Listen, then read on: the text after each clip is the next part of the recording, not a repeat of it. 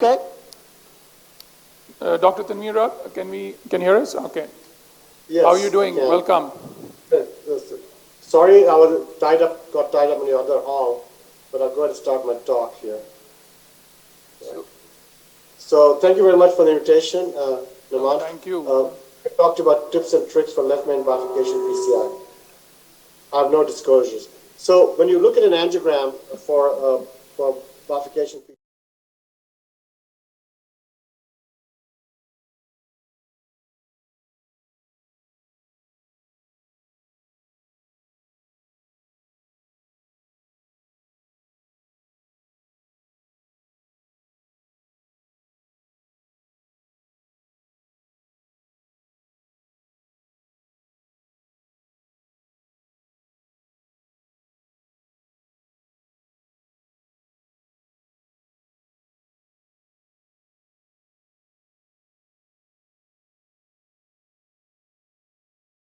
involved side branch, it becomes 001. So it's very important to know what you're looking at in your bifurcation classification.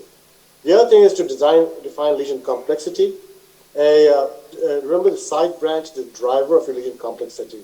If your distal left main bifurcation demonstrates a side branch diameter stenosis equal to or greater than 70% and side branch lesion length equal to or greater than 10 millimeters, or in the non-left main bifurcation, your side branch diameter stenosis equal to or greater than 90%, or side branch lesion length again equal to or greater than 10 millimeters, it becomes a complex lesion by the major criteria set by definition and definition 2 verification in trials, and also used in trials such as Excel and Noble and DK Crush series. Minor criteria include moderate to severe calcification, multiple lesions, bifurcation angle less than 45 degrees, main vessel reference vessel diameter less than 2.5 millimeters, thrombus containing lesions, and main vessel lesion length greater than 25 millimeters. So in a complex lesion, you can have one major plus two minor, or just have the definitions I described to you based on side branch involvement. Now, we published this algorithm back in 2017, both with our East Asian, Chinese partners and Europeans and ourselves. We put this algorithm up, again defining simple and complex lesion. So simple lesion was a side branch less than 70% and or lesion length equal to or less than 10 millimeters, where the complex lesion is side branch lesion length equal to or greater than 70% and or lesion length greater than 10 millimeters, that defined lesion complexity. And again, you could add the definition criteria to it. So for simple lesions with easy side branch access, majority of cases with provisional stenting or inverted provisional by the EBC consensus, but mostly provisional. And generally, 75% of cases will be a one-stent procedure. However, if the side branch compromise and the FFR is equal to or less than 0.80 or TME flow is less than 3, then you can convert that to two-stent techniques such as T-stenting, tap stenting, or culotte stenting. Or if you think you may not get into the side branch easily, if side branch access is not easy, you can think about inverted culotte or inverted tap. However, the lesion is complex. The current standard of care, most of the world, still two stents, DK Crush technique, which is very popular in Asia, the States, South America, Canada, and many places of Europe. This is the way to go. Every case must undergo IVUS OCT imaging, and this is strongly recommended after left main stenting. Now, recently, 2 weeks ago, Velia Paradis and colleagues in the Netherlands further amplified this algorithm that we had created, and including intravascular imaging, particularly the side branch. So the side branch is diseased by imaging now. So beyond the angiographic criteria, if it's a disease by imaging now, greater than 10 millimeters, plus having calcium arc greater than 60 degrees, then you could consider a two-stent strategy.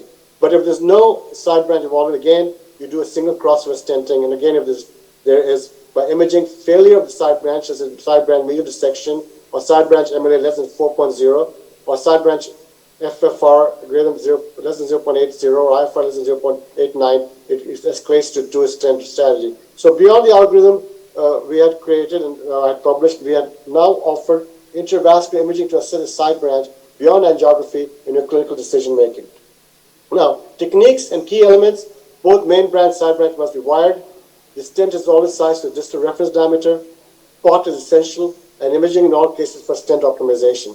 Why do we jail the wire, put the wire in the side branch? There's good studies to show. And finally, a trial came out that those patients who had wire jailing side branch, particularly with stenosis, were more than 60% has less adverse outcomes, okay? Less adverse outcome in the sense that the side branch would not occlude if you follow the strategy of jailing the side branch, particularly if the stenosis was greater than 60%. Now, what about POT? POT is absolutely essential. It opposes the main vessel stent because you size your stent, to the distal vessel. So the stent in the main vessel will be sort of not opposed well. So POT really opposes it, the stent to the main vessel. It is, if you land the tip right at the carina, opens the stent stress towards the side branch. It covers the side branch ostium, and I cannot tell you how many times we do a good POT, you can rewire the side branch very easily. It restores the geometry of the carina, and kissing balloon inflation, when there's deformation of the main vessel stent, it corrects it. So POT is always performed with non-compliant short balloon. It's referenced one-to-one to the main vessel, and distal marker for the first POT is always at the carina. Now, if you happen, in the correct POT, remember the space over here has to be, is not correct. If the wires can go below the stent struts, the stents are not well posed, they can thrombose. The perfect POT is a round cylindrical appearance with good apposition. So the correct POT is the balloon not sticking out too proximally, because you can call it dissection, and not just sticking out too distally, where you can shift the carina. But the perfect POT is where it actually ends at the carina, on the tip marker. Now, what about kissing balloon inflation and putting two stents in? In two stents, you must always do kissing balloon inflation. But if you do a final POT, you should not follow the same strategy. If you follow the same strategy of allowing your POT balloon to enter the carina after you've stented, then the side branch orifice actually decreases, okay? But if you pull the balloon back for your second POT away from the carina, you still preserve the side branch axis in space. So if you do a POT away from the carina, your second POT away from the carina, there's very little change in the size of the side branch orifice. But if you do POT crossing the carina, you can actually decrease side branch entry by 40% or so. Now, 75% of cases are treated with one stent or provisional stenting with a stepwise approach. What is that? You wire both the LED circumflex, you size the vessel on prep to the distal vessel LED in this case, and you cross over. And then you do a POT, and in many cases, majority of cases, you're done, okay? However, if there's any need to go to the side branch, your wire is jailed, you put a third wire, and put the wire distally, not proximally, distally. The wire has to be distal. And then you pull back the side wire, and then you open up the struts and do a kissing balloon, and end with the final POT, and this is the final result. Or you can do POT side POT, where you do the same maneuver as put a fresh wire distally, pull out the jailed wire, open the side struts, minimally pushing out a balloon, and then fit to the final POT. A POT, side branch inflation, and repot, okay? Now, final kissing balloon is not needed after provisional stenting. Particularly in East Asia and Korea and China, this has been proven over and over again. So, particularly in the Excel trial, final kissing balloon provision, left main stenting did not make a difference in death, MI, or stroke, versus in one stent strategy, the final kissing balloon was used or not used, didn't make a difference. And again, it did not make a difference to death, MI, stroke, or ischemic-driven revascularization. In a recent trial published just the past year by Choi et al. In Korea, if you have a single crossover stent versus those, you open up the side branch stress and do kissing balloon inflation. If there's no disease in the side branch or minimal disease, no difference between simple crossover versus side branch opening with kissing balloon inflation. So, in kissing balloon inflation not needed after provisional single stent, was always used after two stent techniques. What is the kissing balloon inflation performed? Remember, there is distortion. If you put the balloon through, you pull back the stent from the other wall, and if you open up the side struts, you always pull away from the opposite wall. So this has to be corrected by kissing balloon inflation if you open the side branch studs. Now, how do you do that? Very simply, how do you size your balloon? People ask me this question all the time. Say if the side branch is 2.5 millimeter, your non-compliant balloon should be 2.5 millimeter, and your balloon in the male vessel, it will be compliant, non-compliant, preferably non-compliant, should be sized to a distant vessel. So this is the 2.5 millimeter side branch, and the beyond side branch, say in the LED, for example, it's 3 millimeters. Use the 3 millimeters, and so the mathematical model will end up to a diameter of 3.5. So keep the side branch balloon same, downsize the main vessel balloon to the area distal reference beyond the bifurcation, and so you will not overdilate the proximal area or dissect it. And so in kissing balloon inflations, after POT, you can see this. After kissing, this is what you should have. So if final kissing balloon is not needed after proven stenting majority of cases. Now, if you decide to open the strut, for example, if you open it proximally, that occurs in decay crush, okay, that's different, okay. But in proven stenting, you open it proximally, this is what the stent struts will look like in B. However, if you go distally, you can open the struts to scaffold the side branch and all easy access. And that really affects how you do your second stent procedure if needed in side branch. It's, for example, in T and middle protrusion tap procedure, if a side branch crossing is in the middle and not distal, this is what you look at in the OCT images. And this is what the stent distortion would look like. And this allows a better placement of a tap stenting. And where do you look at it? In the LAO views, LAO cranial or straight LAO views, you can see how your stent struts shape up. If, for example, if you do a good distal recross, this is what the side branch orifice looks like. You actually have coronal shift, and this allows easy T-stenting without protrusion of the stent struts back into the main body of the vessel. For complex bifurcation lesions, particularly left main bifurcation, decay crush is currently the technique of choice. Trials upon trials upon trials have shown that this is the most efficacious way to follow it. So it's a widely used two-stent technique for coronary bifurcation lesion. Dr. Rupp, just last 2 minutes. They're ready in the lab from... Okay, I'm already done, okay?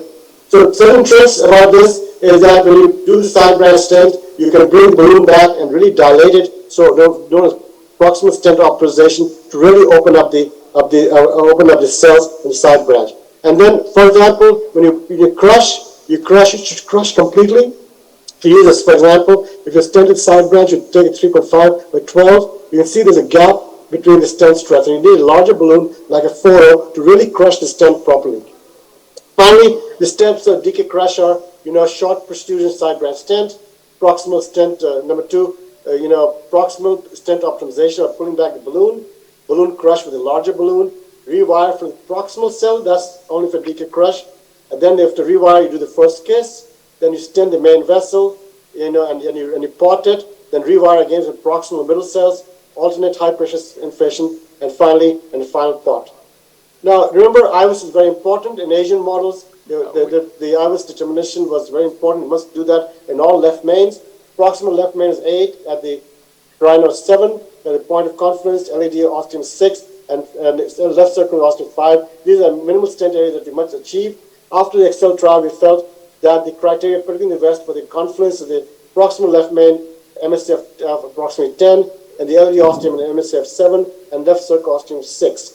So trials upon trials have shown a mortality benefit if you do IVUS after left main stenting. No IVUS, higher mortality versus doing IVUS, and that's been well shown over the years. It does not really affect restenosis, but affects the mortality. And finally, survival by intravascular imaging used for unprotected left main showed that if you did IVUS, your mortality was lower versus if you did no IVUS, mortality difference 12.9% versus 8.9%. So mortality is reduced by intravascular imaging, particularly in left main stenting procedures. And I thank you for your attention. Thank you very much. It was, as always, great talk, very comprehensive.